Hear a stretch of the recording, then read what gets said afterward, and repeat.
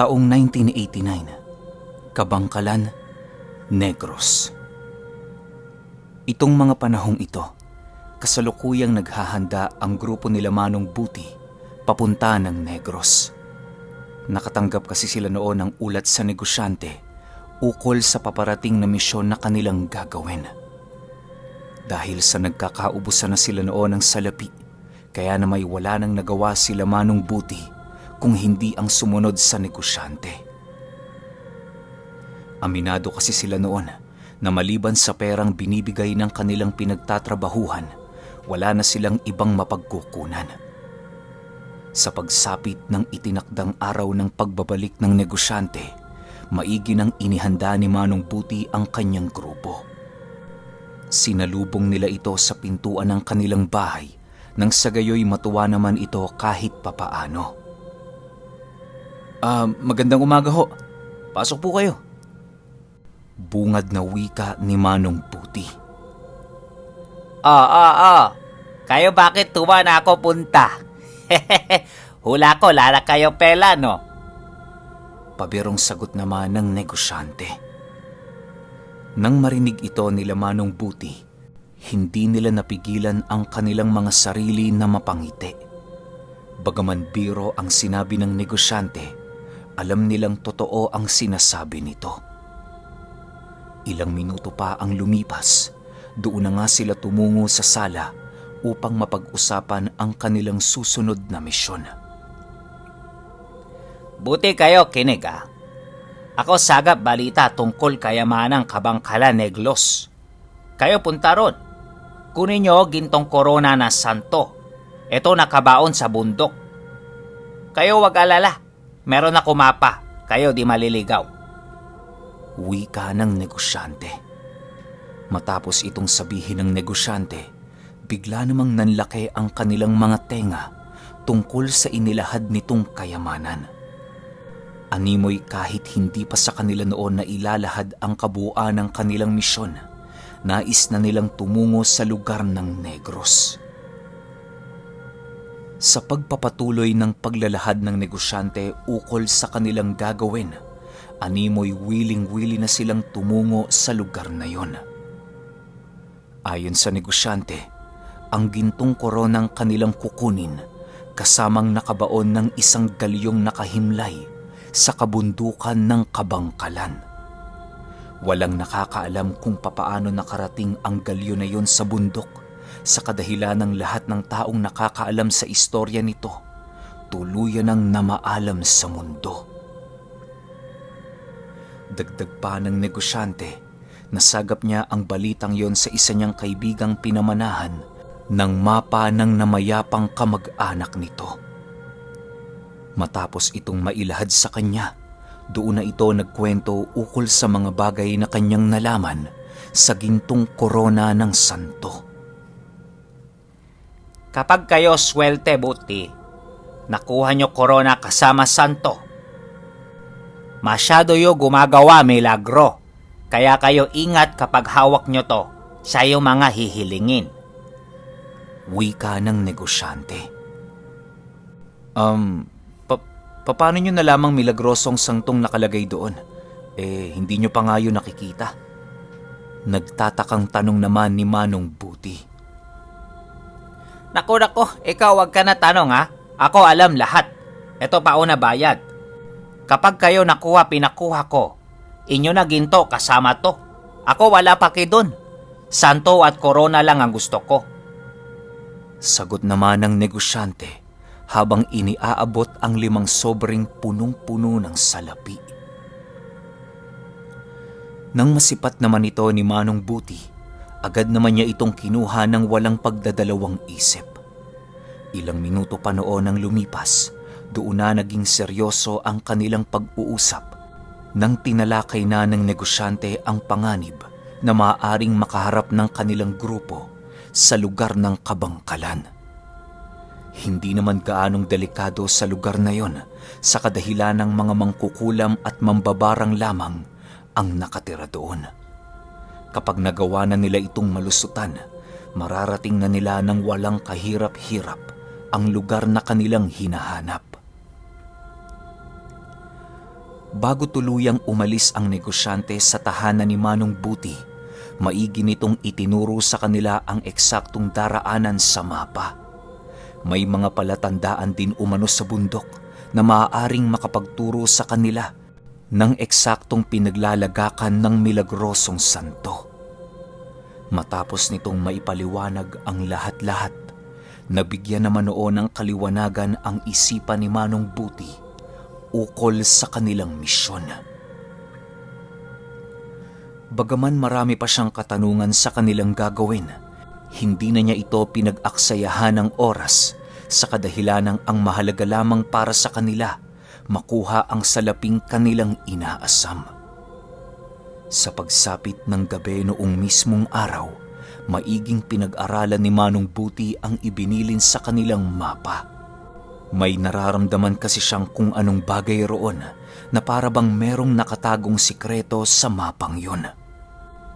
Habang nasa kasagsagan siya noon ng pag-aaral, ninais niyang tingnan sa isang liwanag ng kandila ang kabuuan ng mapang nakaukit sa papel. Pagliwanag ng papel sa siga, laking gulat na lamang noon ni Manong Buti nang makasilay siya ng isa pang papel na nakadikit doon. Halos hindi ito magagawang mapansin kapag hindi nalalapatan ng liwanag dahil sa pagiging dikit nito sa mapa. Matapos niyang masilayan ang bagay na yon, mas lalo pa siyang nagka-interes sa bagay na kanyang hawak-hawak. Animoy, bukod sa isang direksyon, may nakabaon pa roong sikreto ng galyon. Ilang minuto pa noon ang lumipas, matagumpay namang naihiwalay ni Manong Buti ang isa pang papel na dumikit sa mapa. Halos buong pag-iingat niya itong hinawakan upang hindi masira ang kung anumang karunungan na hindi niya pa natutuklasan sa papel na kanyang nakuha. Kagaya ng ginawa niya sa pagdiskubre nito, inilapat niya din yon sa liwanag ng kandila sa pagbabakasakaling magagawa niyang malaman ang sikreto ng milagrosong santo. Paglapat ng siga sa papel, laking gulat na lamang noon ni Manong Buti nang masipat niya ang mga salaysay na nakasulat sa lengguaheng Latin. Dahil sa hindi pa naman gaanong maunlad ang kanyang karunungan sa lengguaheng yon, ninais niyang magsaliksik ng magdamag, malaman lamang ang mga sikretong nakasilid sa salaysay na kanyang nakuha. Kinaumagahan, doon natuklasan ni Manong Buti ang tungkol sa liham na kanyang nakuha. Ayon sa kanya, isang ordinaryong liham lamang ang mga salaysay na kanyang nabasa, subalit may iilan sa mga nakasulat roon ang nagbibigay babala sa mga taong mangangahas na gambalain ang nakatagong milagro sa kabangkalan. Doon niya din nalaman ang eksaktong kaganapan kung bakit naligaw ang isang dambuhalang galyon sa bundok ng kabangkalan. Ayon sa sulat, may isang kulto noon ang humarang sa galyon na naglalayag patungong Espanya. Hindi ordinaryo ang mga taong kaanib ng kulto sa kadahilanang nagtataglay ang mga ito ng malalalim na lihim na karunungan. Ginamit nila ang abilidad nilang yon upang malipol ang lahat ng mga dayuhang nagnakaw sa kanilang lupang sinilangan. Para makasigurong wala nang makakaalam sa kanilang ginawa noon, gumawa sila ng ritual sa dagat upang utusan ang mga dambuhalang engkantong naninirahan sa lugar na itago ang galyon kasama ang lahat ng taong napaslang sa loob nito. May mga kaanib din ng kulto noon ang nagbuwis ng buhay, may isagawa lamang ang isang mapanganib na ritual. Matapos nila itong maikubli sa mundo, binantayan nila ito ng ilang daang taon upang maitago ng kalikasan ang eksaktong kinaroroonan nito. Nang baluti na yon ng puno at mga lupa sa paligid, gumawa sila ng mga natatanging bagay sa lugar na magsisilbing palatandaan ng mga bagong usbong nilang angkan. Sa paglipas ng taon, marami sa angkang yon ang nagbuwis ng buhay sa kadahilanang may iilang grupo ng mga tao ang naghangad din sa kayamanan. Ilang taon din sila noong nanlaban hanggang sa dumating ang puntong tuluyan ng nalipol ang kahuli-hulihang dugo ng mga sinaunang kultong nakakaalam sa pinaglalagakan ng santo. Inilahad din ng sulat na maayos ang pagkakatago ng santo at walang kahit na sino ang nakakaalam sa pag-iral nito. Ang tanging nalalaman lamang noon ng iilan ay ang korona nitong nagbibigay ng kakarampot na milagro sa sino mang taong magtatangan. Matapos itong mabasa ni Manong Buti, halos hindi siya makapaniwala. Napakarami noong mga katanungang sumasagi sa kanyang isipan, kagaya ng kung bakit nagpakita sa kanya ang ganoong kasulatan. Sa punto ding yon, napagpasyahan niyang tanging korona lamang ang ibibigay niya sa negosyante sa oras na mahawakan na niya ito. Ilang minuto pa ang lumipas, ninais niyang ikubli ang sulat sa lugar na hindi matatagpuan ng kanyang mga kasama. Bagaman purong kaibigan niya sila Miguel, hindi pa rin siya nagtiwala gawa ng minsan na itong sinapian ng mga alipores ng negosyante. Kinaumagahan noong mismong araw, maghapong natulog naman noon si Manong Buti upang makabawi sa kanyang puyat. Sila bitang na lamang noon ang kanyang inatasang bumili ng kanilang mga pangangailangan sa gagawin nilang misyon sa mga susunod na araw. Ilang oras pa ang lumipas, nakabalik na nga ang kanyang grupo na maraming bitbit na gamit. Naaktuhan siya nitong namamahinga sa kanilang sala habang sarap na sarap sa pag-inom ng kape. Manong Buti, nabili na ho namin ang lahat ng pinapabili ninyo. Bumili na din ho kami sa merkado ng uulamin natin mamaya sa ating hapunan. Kumusta naman ho ang tulog ninyo? Tanong ni Bitang habang hirap na hirap sa kanyang mga dala. Ayos lang naman ako, Bitang. Nakabawi na. Ayusin mo na muna yung mga dala mo. Mukhang hirap na hirap ka na eh. Sagot naman dito ni Manong Buti. Matapos ang kanilang pag-uusap, agad din naman niyang inabisuhan ang kanyang mga kasama ukol sa mga bagay na dapat nilang gawin sa Negros. Bale, sinabihan niya ang mga ito na kinakailangan nilang bumisita sa albularyo nang sa gayoy magawa nilang makakuha ng mga pangontra laban sa mga mangkukulam at mambabarang. Iniiwasan na kasi noon ni Manong Buti ang mailagay sa peligrong sitwasyon, kagaya ng nangyari sa pagkuha nila ng Serena. Matapos niya itong mailahad sa kanyang grupo, agad din namang naghanda ang mga ito sa kanilang pagtungo sa bahay ng albularyo.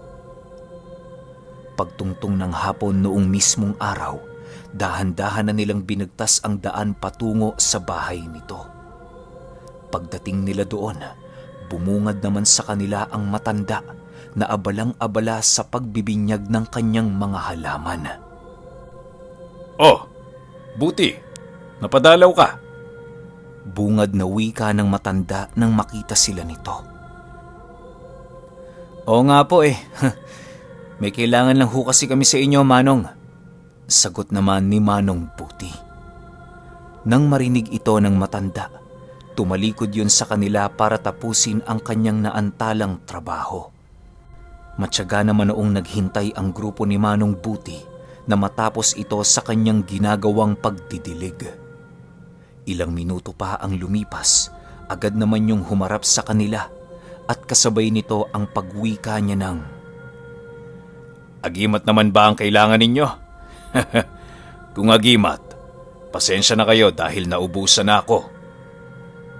Ay, hindi ho Manong. Pangontra lang ho sa mga mangkukulam at mambabarang ang hangad namin. Wala na hong iba, kundi yun lang. Mabilis ang sagot naman ni Manong Buti.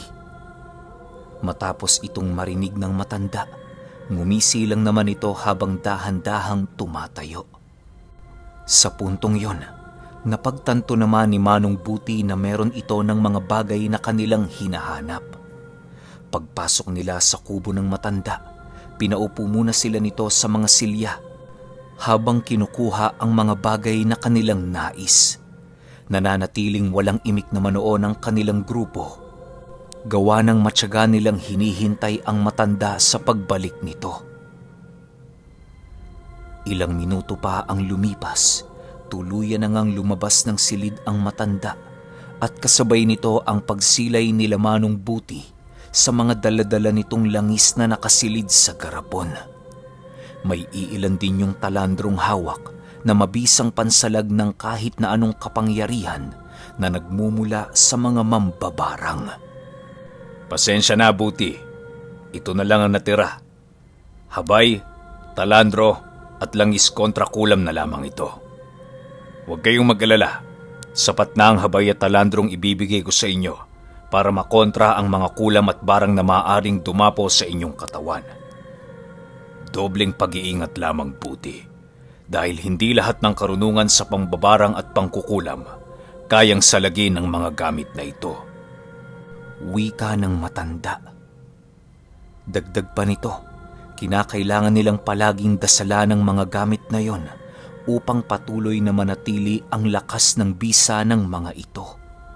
Inihabilin din sa kanila noon ng matanda na kinakailangan nilang mag-ingat sa mga hukluban at mambabarang na sa tingin nilang may malalim na karunungan. Inilahad din sa kanila noon ng albularyo na kapag dumating sa puntong nakaharap sila ng mga mambabarang na gumagamit ng mga sanga ng puno, kinakailangan nila itong iwasan dahil panigurado ang mga ganoong uri ng nilalang ay isang pinuno ng kanilang lahing kinagisnan. Buti, tandaan niyo ang mga uri ng mangkukulam at mambabarang na makakaharap niyo. Ang pinakamapanganib sa kanilang lahat ay ang mga gumagamit ng mga patay na sanga ng puno at sungay ng kambing. Kahit na anong mangyari, pakaiwasan ninyo ang dalawang yan sapagkat ang tanging makakasalag sa kanilang mga karunungan ay ang mga natatanging mutya ng pangkaligtasan. O bueno, naway maging matiwasay ang misyong susuungin ng inyong grupo. Wika ng albularyo.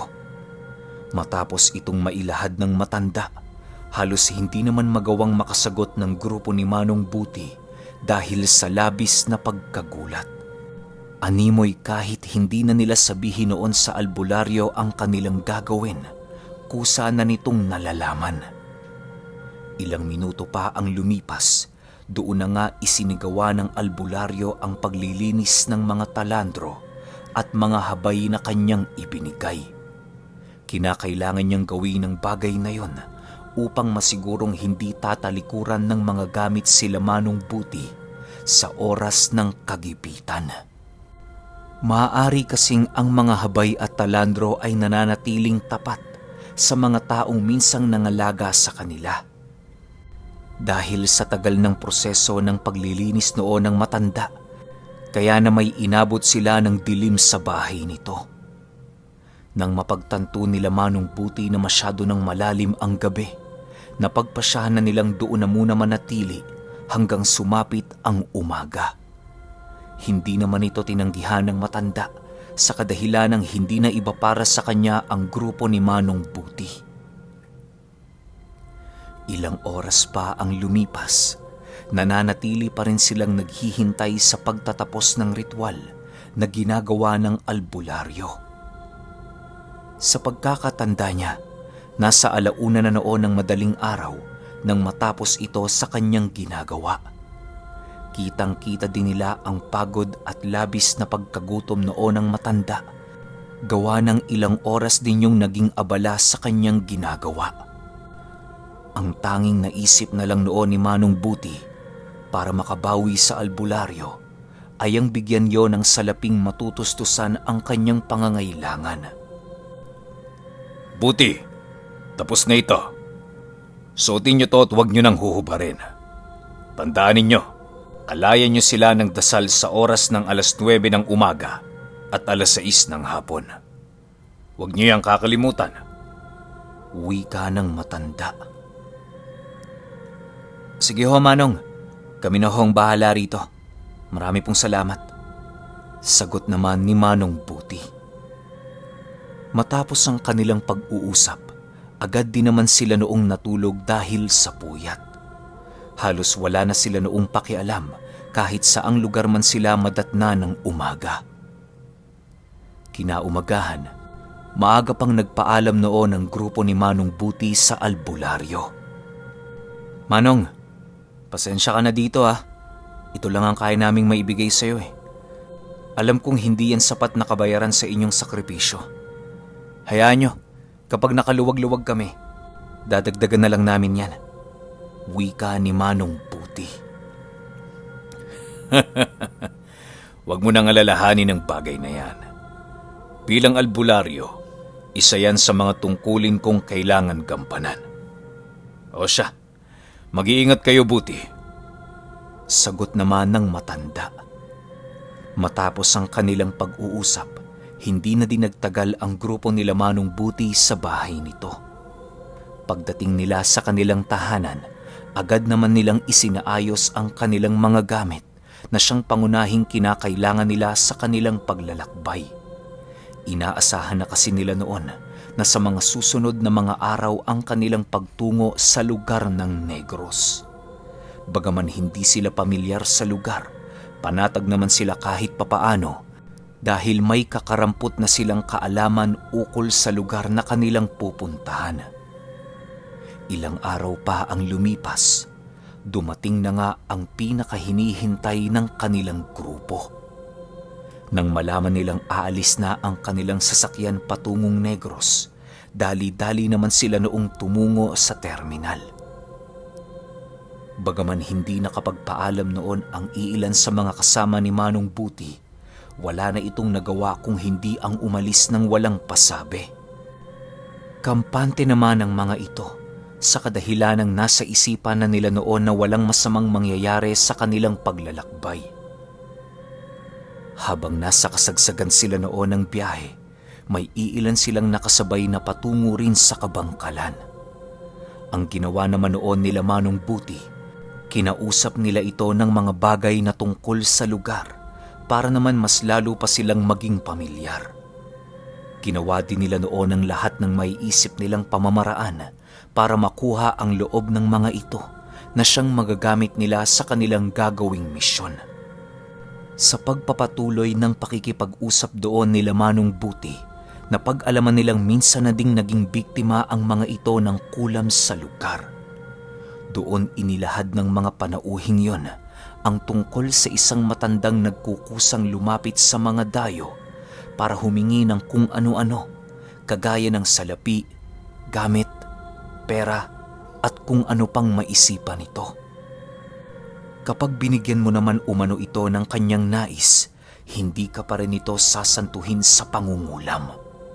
Ang ginagawa kasi ng matandang yon, hinahawakan nito ang kamay ng kanyang biktima upang maipakapit ang kanyang daladalang salot sa katawan. Matapos niyang maatim ang kanyang nais, doon na siya mag-uumpisang manggambala sa taong nagpakita ng kabutihan sa kanya. Dagdag pa ng lalaki, kapag naroon sila sa kabangkalan, huwag na huwag silang magtiwala sa kahit na sino. Marami din kasi doong mga nilalang na nagbabalat kayo para lamang makapangbiktima ng dayo. Maya-maya pa, bigla namang natigilan sa pagkwento ang lalaking yon nang magwika ang kasama nito ng, Kaya mas mainam mga Ginoo, kung wala kayong papansinin sa lugar, kayo-kayo lang. Magagawa nyo naman doong makapag-ikot-ikot nang hindi humihingi ng tulong sa mga taglugar. Iwasan nyo ding ipaalam sa karamihang baguhan kayo roon upang hindi kayo matunugan ng mga demonyong walang ibang nais kung hindi ang maminsala ng ibang tao.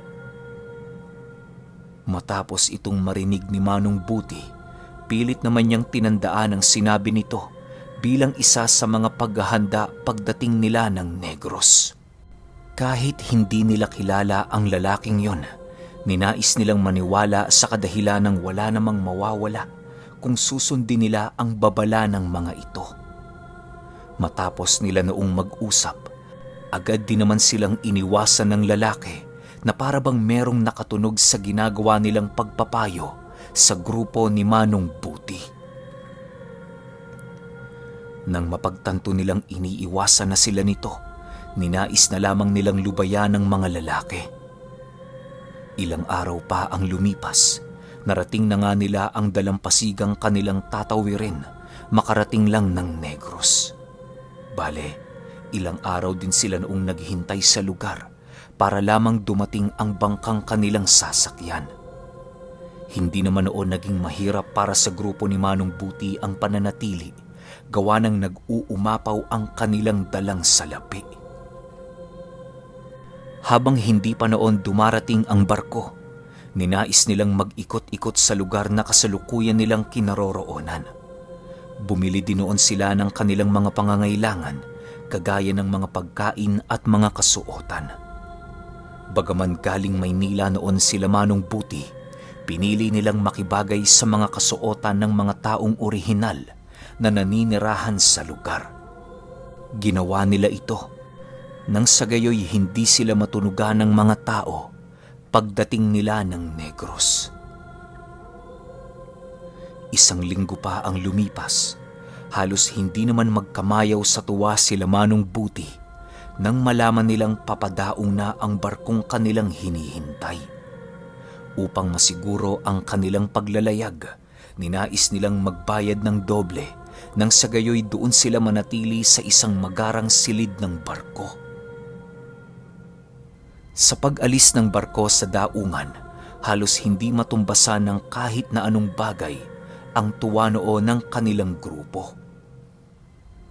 Ilang araw pa noon ang lumipas, narating na nga nila ang iba't ibang isla ng pangunahing dadaanan patungo sa lugar na kanilang pupuntahan.